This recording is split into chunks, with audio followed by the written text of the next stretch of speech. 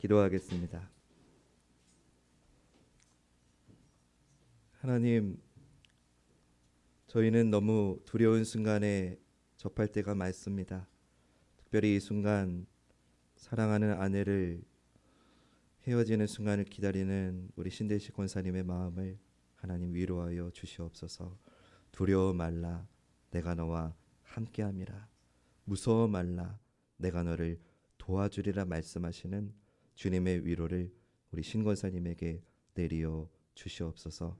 또한 하나님, 이 시간 말씀을 통해 두려워 떨고 있는 우리의 심령 가운데 주님의 위로와 생명의 말씀을 주실 줄로 믿습니다. 아무것도 아닌 종 사용하셔서 주님의 생명과 주님의 위로와 주님의 능력이 우리 모두에게 충만하게 내리게 하여 주시옵소서. 예수님 귀하신 이름으로 간절히 기도드립니다. 아멘. 오늘은 두아디라 교회에 대한 말씀을 전하겠습니다. 여러분 앞에 지도 보시는 대로 이 두아디라라고 하는 도시는 에베소, 서머나 버가모하고는 조금 다른 구석진데 있습니다. 그래서 다른 도시들은 이름만 알면 다 아는 큰 도시였지만 두아디라는 작은 도시여서 사람들이 잘 알지 못했습니다. 근데 이런 두아디라 도시의 특징이 하나 있었는데, 같은 종류의 작은 업체들이 조직한 상업 조합이 굉장히 발달되어 있었다는 겁니다. 주로 모직, 또 피역, 도자기, 면포와 같은 그런 생산직의 그런 작은 업체들이 많았습니다. 근데 이런 동족 조합원들은 각각의 수호신들을 섬기고 있었습니다. 그 수호신을 섬기기 위한 신전들을 만들어서 그 신전에서 각자 모임을 갖고는 했습니다. 당시에 소아시아의 다른 도시들처럼 이 두아디라도 다신을, 우상을 숭배했고, 이 우상을 숭배하는 여러 가지 상업들이 번창한 그런 도시였습니다. 그런 두아디라에 교회가 세워졌습니다. 언제 누구에 의해서 세워졌는지는 정확히 알 수 없지만 추측할 수 있는 것은 사도 바울을 통해서 복음을 영접했던 자색 옷감 장사 루디아가 바로 이 두아디라 사람입니다. 그래서 이 루디아가 자기 고향에 가서 교회를 세웠을 거다, 그렇게 짐작해 볼 수 있습니다. 그런 두아디라 교회에 보내는 편지에서 주님께서 당신의 모습을 이렇게 소개하십니다. 오늘 본문 18절 말씀 우리 화면 보시며 같이 읽어보겠습니다. 시작. 두아디라 교회의 사자에게 편지하라. 그 눈이 불꽃 같고 그 발이 빛난 주석과 같은 하나님의 아들이 이르시되. 아멘. 주님은 당신을 그 눈이 불꽃 같고 발이 빛난 주석과 같은 하나님의 아들이다라고 소개하십니다. 이 표현은 예수님께서는 사람의 심령을 꿰뚫어 보시는 분이다라고 하는 그런 의미입니다. 예수님은 우리의 마음의 생각, 우리의 품은 뜻까지도 꿰뚫어 보시는 분이라는 겁니다. 이 사실을 23절에서도 반복해서 말씀하는데, 우리 23절 말씀 함께 읽어봅니다. 시작. 또 내가 사망으로 그의 자녀를 죽이리니 모든 교회가 나는 사람의 뜻과 마음을 살피는 자인 줄 알지라. 내가 너희 각 사람의 행위대로 갚아 주리라. 아멘. 예수님께서 두아디라 교회에 이렇게 말씀을 하신 이유가 있습니다. 두아디라 교회는 겉으로는 건강한 교회처럼 보였습니다. 또 그렇게 좋은 교회라고 알려졌습니다.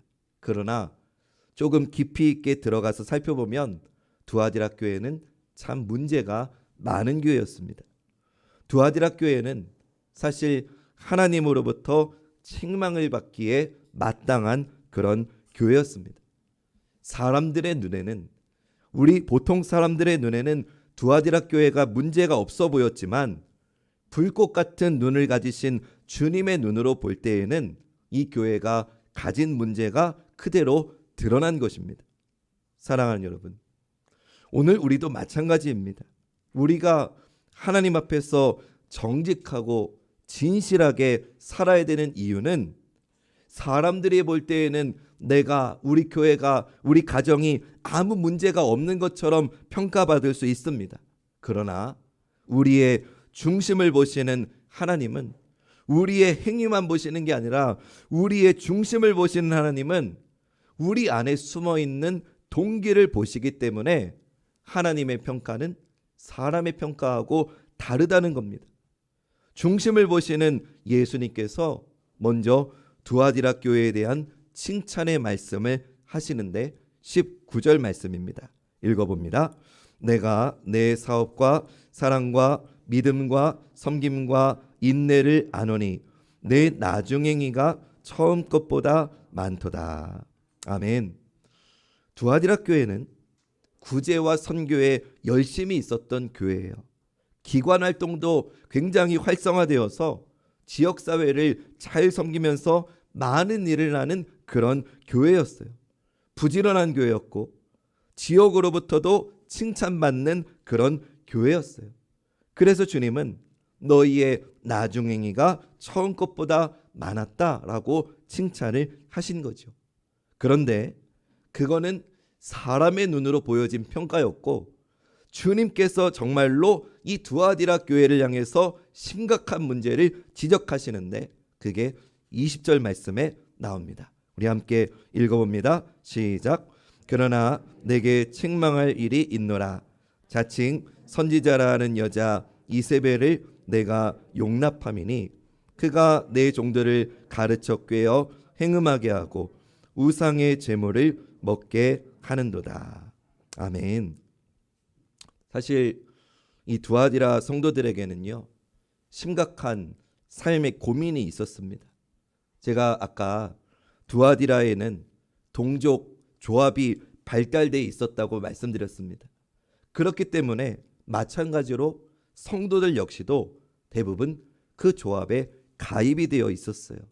그런데 그 조합들이 모이는 곳이 주로 우상을 섬기는 신전에서 모였던 겁니다. 그 신전에서 제사를 드리고 자기네들이 섬기는 수호신들에게 제사를 드리고 나서 그 모임의 회의를 이어나갔고 그 후에 회식으로 이어졌던 거예요. 그러니 그들이 먹는 음식은 그 우상에게 바쳐졌던 제사의 음식이었고 술도 따라서 나왔는데 그 술에 취하다 보면 그 신전의 여사제들하고 행음하는 일이 벌어졌던 거예요. 당시에 두아디라에 있던 모든 조합원들이 거의 예외 없이 이런 삶을 살고 있었던 겁니다. 그러나 두아디라 성도들은 예수님을 믿기 때문에 그런 일에 참여할 수가 없었던 거죠. 그러니 점점 어떤 일이 벌어집니까? 사람들로부터, 세상으로부터 미움을 받게 되는 거예요. 또 생업이 그 조합에 달려 있는데 자기들이 점점 이익에서 배제되기 시작한 겁니다. 이렇게 성도들은 조합에 나갈 때마다 어려운 일을 겪었던 거예요. 회의를 마치고 먼저 일어나겠다고 하면 조합원들의 따가운 눈총을 받았고 회의에 나가지 않는 횟수가 많아지면서 그만큼 그들의 사업은, 생업은 점점 힘들어지게 된 겁니다. 그런데 이 교회에 이세벨이라고 하는 여자가 들어와서 그렇게 살아도 괜찮다고 가르치기 시작했습니다.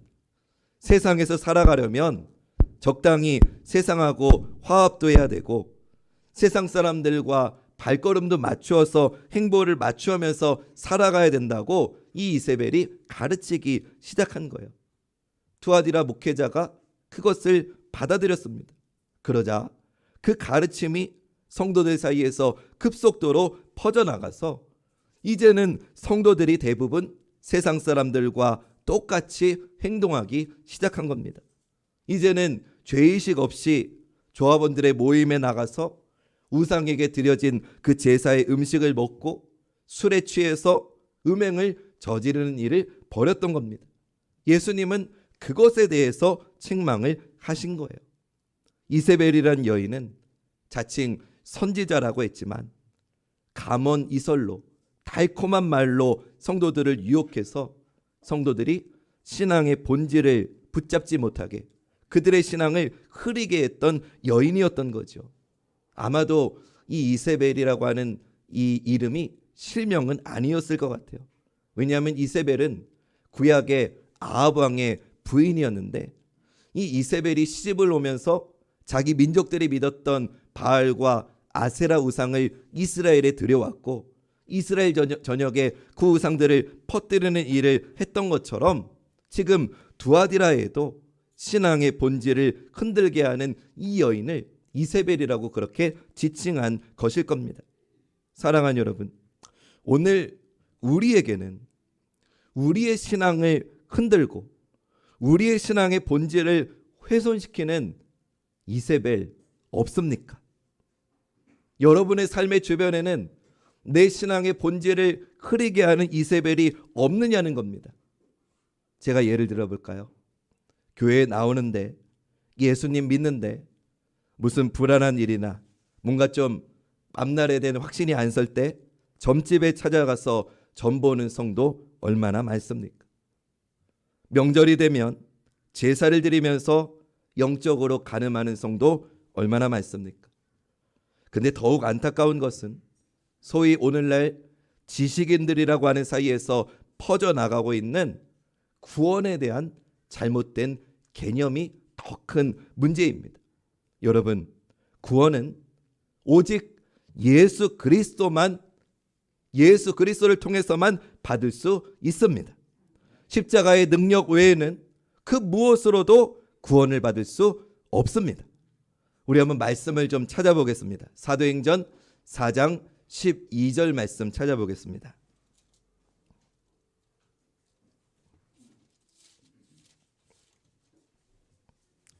신약 191면에 사도행전 4장 12절 말씀 앞에도 나오는데요. 이게 굉장히 중요하기 때문에 여러분들 성경에 좀 밑줄 쳐놓으셔도 좋을 것 같습니다. 우리 이 말씀 한 목소리로 크게 고백해 보겠습니다. 시작. 다른 이로서는 구원을 받을 수 없나니 천하 사람 중에 구원을 받을 만한 다른 이름을 우리에게 주신 일이 없음이라 하였더라. 아멘. 예수님 외에는 구원받을 다른 이름을 우리에게 주신 일이 없다고 성경은 분명하게 우리에게 말씀합니다.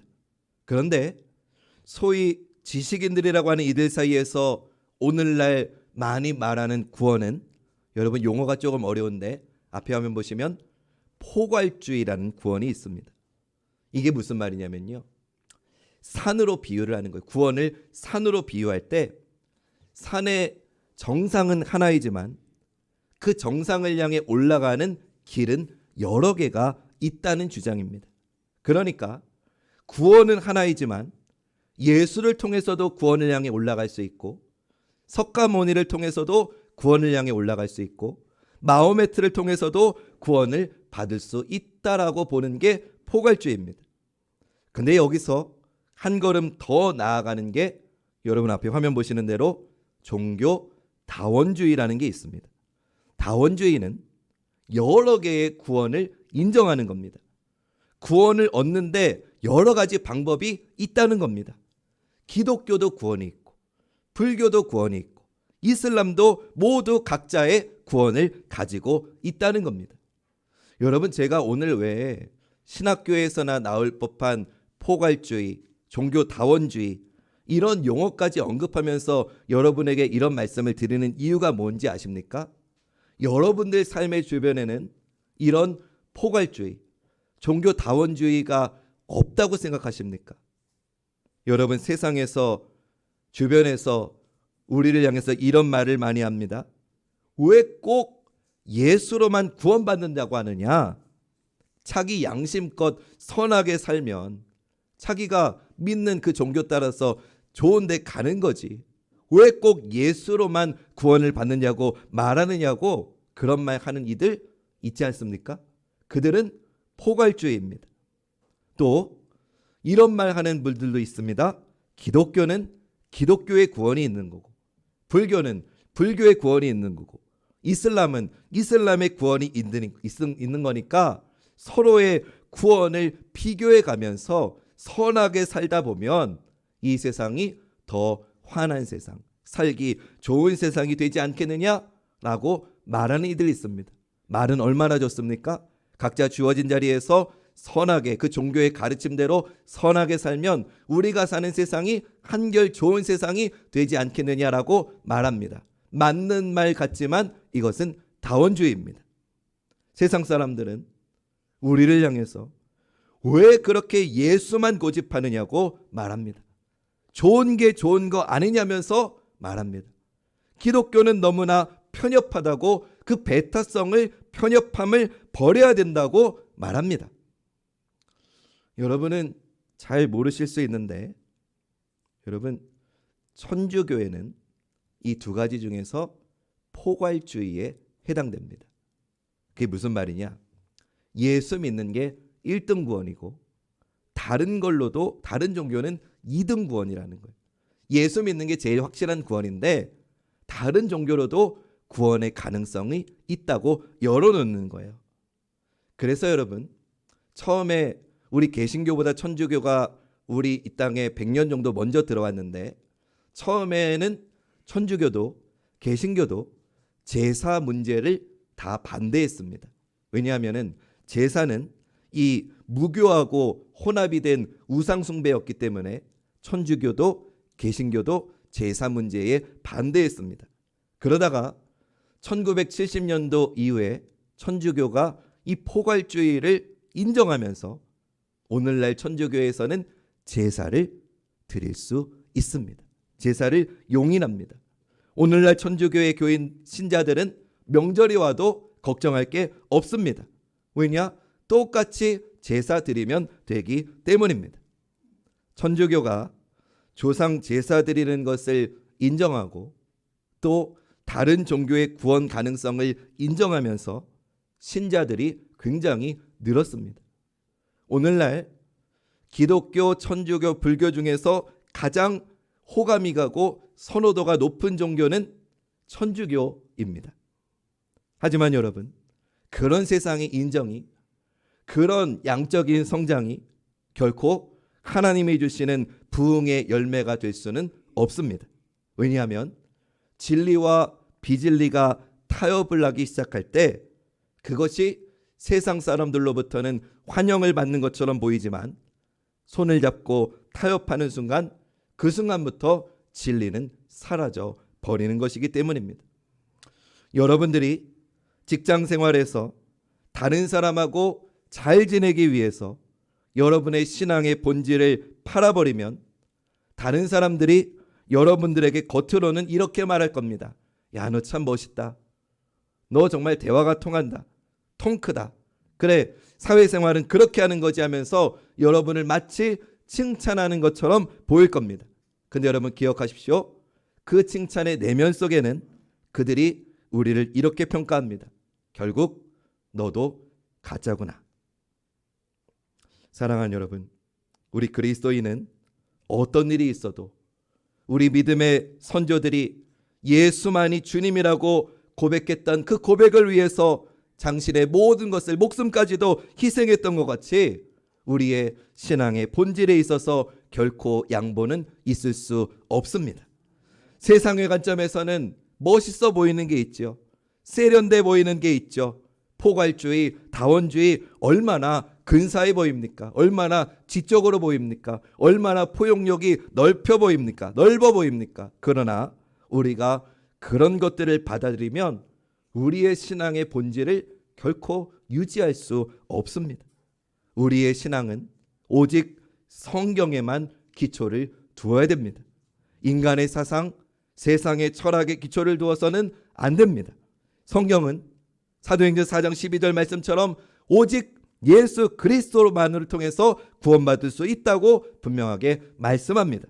거기에는 어떤 타협도 있을 수 없습니다. 여러분, 제가 그렇다고 타 종교를 무조건 배척하고 그들하고는 상종도 하지 말라는 말이 아닙니다. 그들과 화목해야 됩니다. 그러나 구원관에 있어서 그들과 결코 비슷해져서는 안 된다는 걸 말씀드리는 겁니다.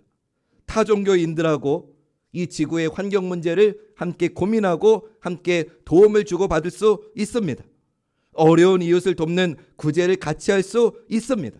그러나 구원에 대해서는 우리는 분명하게 예수 그리스도를 통해서만 가능하다는 그것은 결코 타협할 수도 없고 타협해서도 안 되는 것이고 결코 변할 수 없는 것임을 기억하시기를 주님의 이름으로 축원합니다.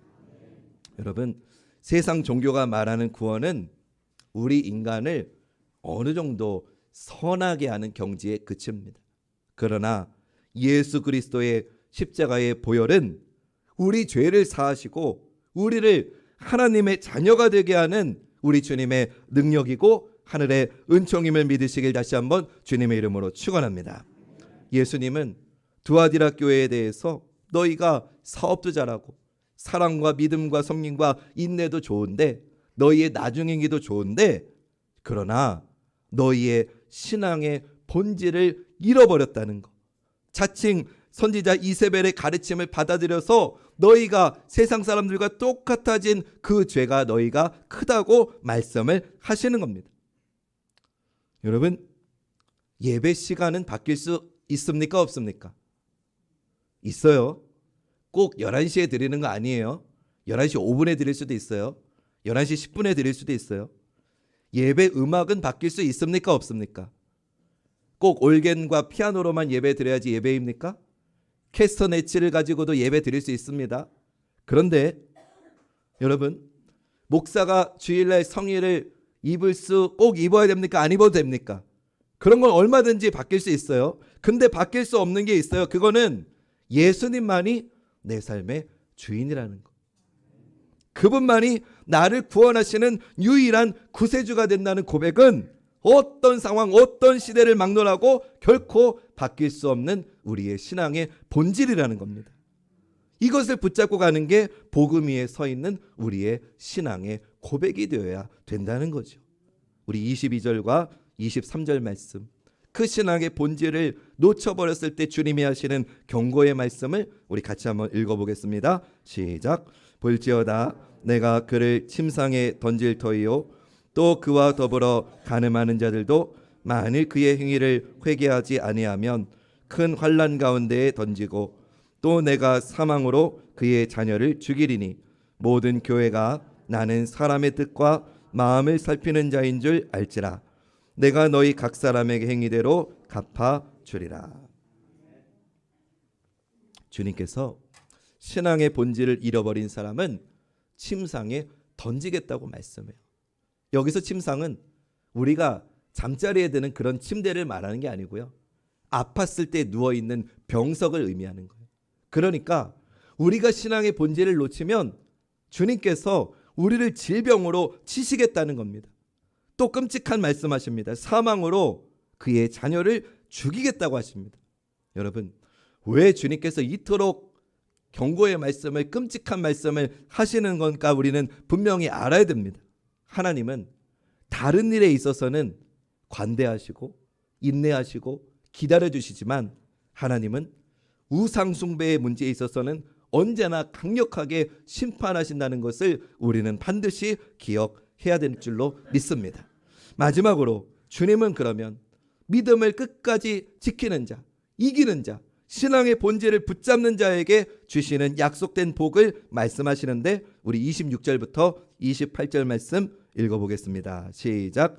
이기는 자와 끝까지 내 일을 지키는 그에게 만국을 다스리는 권세를 주리니 그가 철장을 가지고 그들을 다스려 질그릇 깨뜨리는 것과 같이 하리라. 나도 내 아버지께 받은 것이 그러하니라. 내가 또 그에게 새벽별을 주리라. 아멘. 예수님은 신앙의 본질을 붙잡고 이기는 자에게 두 가지를 약속하셨어요. 하나는 철장을 가지고 만국을 다스리는 권세를 주시겠다는 거고, 또 하나는 새벽별을 주시겠다고 약속하셨어요. 먼저 철장을 가지고 만국을 다스리는 권세는 무엇을 말하느냐? 여러분, 철장이 뭔지 아시죠? 세상의 모든 권세, 세상의 어떤 힘도 파할 수 있는, 부서뜨릴 수 있는, 무너뜨릴 수 있는 하나님의 능력을 상징하는 겁니다. 여러분들이 제가 지금 말하는 지금 상황에 여러분들을 한번 세워보십시오. 다들 술 먹는 회식 자리에서 나는 교회 다니니까 술 먹지 않겠습니다라고 거절했다고 지금 여러분을 세워보십시오. 회사에서 앞으로의 안녕과 안전을 위해서 돼지머리를 올려놓고 고사를 지르는데, 나는 예수님을 믿는 사람이니 이 회사의 안녕과 공사의 안전을 위해서 나는 하나님께 기도하겠다면서 한쪽에 물러섰다고 여러분을 세워보십시오. 명절에 친지들이 모여서 제사를 드리고 절하는 상황에서 나는 하나님을 믿기 때문에 성경의 방법으로 조상들을 공경하고 사랑하겠다고 물러섰다고 여러분을 세워보십시오. 여러분의 시선이 느껴지십니까? 주변의 시선이 느껴지십니까? 엄청난 차가운 질타의 눈총을 받게 되실 겁니다. 어쩌면 그 일로 인해서 회사에서 불이익을 당할지도 모릅니다. 주변 사람들로부터 분위기 깨는 사람이다, 편협한 사람이다라는 꼬리표가 붙어질 수도 있습니다. 그러나 사랑하는 여러분, 주님께서는 믿음을 지키는 우리의 손에 만국을 다스리는 철장의 권세를 주셨음을 기억하시길 주님의 이름으로 축원합니다. 그 어떤 불이익이 올지라도 그들과 우리를 주장하시는 하나님 아버지가 계심을 믿으시기 바랍니다. 그들이 아무리 우리를 해하려고 해도 우리가 받는 불이익이 결코 오래 갈 수 없습니다. 왜냐? 우리 손에는 주님이 주신 철장 권세가 들려있기 때문인 줄로 믿습니다. 두 번째, 주님이 새벽별을 주신다고 하셨습니다. 요한계시록 22장 16절 말씀에서 주님이 이런 말씀하셨습니다. 우리 마지막으로 우리 이 말씀 같이 고백해 보겠습니다. 시작. 나 예수는 교회들을 위하여 내 사자를 보내어 이것들을 너희에게 증언하게 하였노라. 나는 다윗의 뿌리요 자손이니 곧 광명한 새벽별이라 하시더라. 아멘. 주님께서 나는 다윗의 뿌리요 자손이니 곧 광명한 새벽별이다라고 하십니다. 그러니까 새벽별을 주시겠다는 것은 새벽별이신 예수님이 우리와 함께 하시겠다는 뜻입니다. 사랑하는 여러분, 신앙의 본질을 붙잡는 것을 여러분이 선택하셨을 때 주변 사람들이 여러분을 멀리할 겁니다. 그런데 그 주변 사람들이 그냥 한 번 보고 안 보면 그만인 사람이면 관계가 없는데, 어쩌면 그 사람이 여러분들이 너무나 사랑하는 친구일 수 있고 친지일 수 있고 여러분의 가족이 될 수도 있습니다. 그러나 사랑하는 여러분, 모두가 여러분을 멀리한다 할지라도, 그렇다 할지라도 우리 안에는 새벽별이신 주님이 우리와 함께 계심을 믿으시길 주님의 이름으로 축원합니다. 세상의 근본이 되시고 창조주이시고 세상의 주인이 되시고 다시 오실 그 주님이 신앙의 본질을 추구하고 몸부림치면서 그 신앙을 붙잡고자 하는 우리와 함께하고 계신다는 겁니다. 그렇다면 우리가 누구를, 무엇을 두려워하겠습니까? 신앙의 본질을 지키기 위해서 우리 믿음의 선조들은 목숨을 아끼지 않았습니다. 그분들은 고난을 받았습니다. 그리고 때로는 죽임을 당했습니다. 그러나 여러분, 그분들은 지금 어디에 계십니까? 영원히 살아계신 하나님과 천국에 함께 거하고 있고, 이 땅에서 당한 그 어떤 고난과도 비교할 수 없는 더 큰 영광을 누리고 계신 줄로 믿습니다. 사랑하는 여러분, 이제 우리의 차례입니다. 불꽃 같은 눈으로 우리를 지켜보시는 그 주님 앞에 우리의 신앙의 본질을 붙잡고 주님 부르시는 그날까지 믿음으로 나아갈 수 있는 우리 사랑하는 모든 관악중앙교회 성도님들 되시기를 주님의 이름으로 간절히 축원합니다.